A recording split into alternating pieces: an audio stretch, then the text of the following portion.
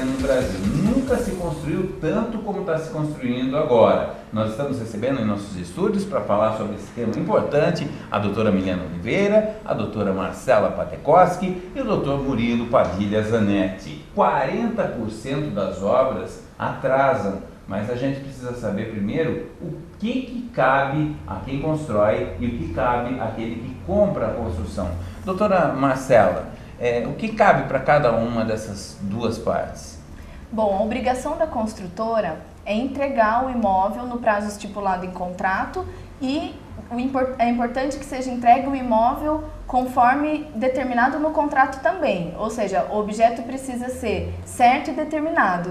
A construtora não pode substituir um outro imóvel por aquele que deveria ser entregue. E ao consumidor? E quanto ao consumidor, ele tem a obrigação de pagar o financiamento, o imóvel, conforme ele se dispôs a pagar. Mas nem sempre a história é tão bonita assim. Muitas vezes a construtora atrasa a entrega da obra e normalmente coloca a culpa na chuva. Doutora Milena, o que autoriza ou não autoriza o atraso na entrega do imóvel?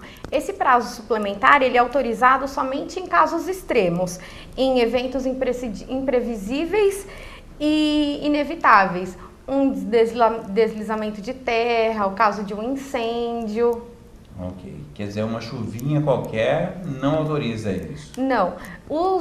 Já é possível prever as chuvas que vão acontecer. Então, esses dias de chuva, eles já têm que estar constante no prazo do contrato. Isso aí está sendo decisão dos tribunais. A gente até faz uma brincadeira aqui de vez em quando no escritório, que a última chuva que foi autorizada no contrato foi o dilúvio. Foi quando Noé teve problema lá com a água, esse estava autorizado. Outros não são. Tá com uma chuvinha pequena, uma coisa que é contornável? Não. Você precisa realmente procurar um advogado e exigir aí os seus direitos. Doutora Marcela, quais são os direitos? O doutor Murilo, eu gostaria de perguntar para o senhor. Quais são os direitos do consumidor que está sofrendo um atraso? A obra dele já está contratada, deveria estar entregue e não está entregue. Então, doutor Cláudio, aconteceu o atraso, ele tem algumas opções. Pode acontecer o quê? A resolução do contrato. Pede o dinheiro de volta, recebe o dinheiro de volta e todas as parcelas já paga. Integralmente, sem essa história de parceladinho. Não. Integralmente. Vencendo uma única parcela, recebe tudo. Outro caso, se ele utilizar o imóvel para moradia, o imóvel que ele está alocando para morar, ele pode cobrar esses aluguéis da construtora. Peraí, ele está alugando uma casa, por exemplo. Exatamente, está alugando uma casa porque não ficou pronto o apartamento que ele ia morar. Okay. Então, ele pode receber esses aluguéis. Se ele usar esse imóvel como renda e pôr para alugar esse apartamento, ele já tem uma casa e usar como uma fonte de renda, ele pode cobrar esses lucros cessantes, que esse dinheiro que ele viria a ganhar, ele pode cobrar da construtora como também. Se fosse um aluguel para ele. Um aluguel para ele, porque a construtora está deixando que ele ganhe. E também o dano moral, em todas as hipóteses, caso o dano seja indenizado. Ok. Os juízes precisam entender isso. Tem juiz que não entendeu ainda. Quando você não dá dano moral num caso desse, o que acontece? A construtora fala assim, beleza, às vezes pega, às vezes não pega dano moral, tem que dar sempre para a construtora entender, para as construtoras, grandes construtoras entenderem que não pode. Você colocou lá que vai entregar em determinado prazo, tem que entregar. Não entregou, dano moral, né? Esse dano moral pode variar de 5 mil, 10 mil, 15 mil, 20 mil, dependendo da situação que o juiz analisar. Não pode ser também uma fonte de enriquecimento sem causa, né? Tem que ser uma coisa viável. Você teve um prejuízo, esse prejuízo é grande mesmo, vai receber 20 mil. O que não pode é virar indenização de 1 milhão, 500 mil reais por causa de um atraso de 1 mês ou 2 meses. Bom, além de tudo isso, nós temos outra taxa que é absolutamente ilegal. Vou perguntar para a doutora Marcela, inclusive, sobre isso. A taxa que eu estou falando é a taxa de corretagem. Pode cobrar? Pode cobrar o corretor, doutora Milena? Não, doutor Cláudio, essa cobrança é abusiva e ilegal. Essa taxa de corretagem, ela consiste no pagamento do serviço do corretor.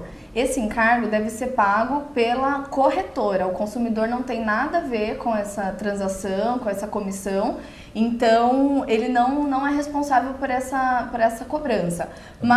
Queria só lembrar o telespectador dessa situação. Imagina, você chega lá, está o camarada com a roupa da construtora que está construindo o imóvel, está com a roupa e você ainda assim fala assim, não, vou pagar a comissão. Não tem sentido você pagar a comissão para um cara que está trabalhando do outro lado do balcão. E as pessoas pagam. Sabe por quê? Porque vem com o nome errado, às vezes. Isso, exatamente não é isso que eu ia mencionar. É que muitas vezes o consumidor deve ficar muito atento antes de assinar qualquer contrato, porque muitas vezes as construtoras, elas camuflam essa taxa com outros nomes.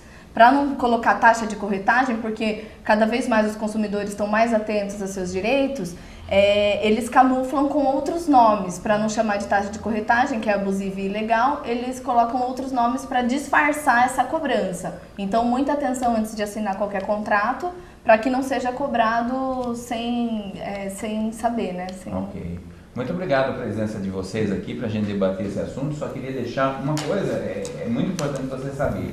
Se seu imóvel está sendo entregue sem as coisas que estavam determinadas, por exemplo, você comprou um imóvel num condomínio e era para ter lá churrasqueira, ter vários benefícios e não está entregue, você vai poder exigir isso na justiça. Se não está entregue com uma determinada parede no meio ou mesmo a parte elétrica não está completa, esse imóvel não está completo. Ele precisa ser entregue da maneira como ficou convencionado. Semana que vem a gente está de volta. Eu espero você aqui. Um grande abraço e até lá.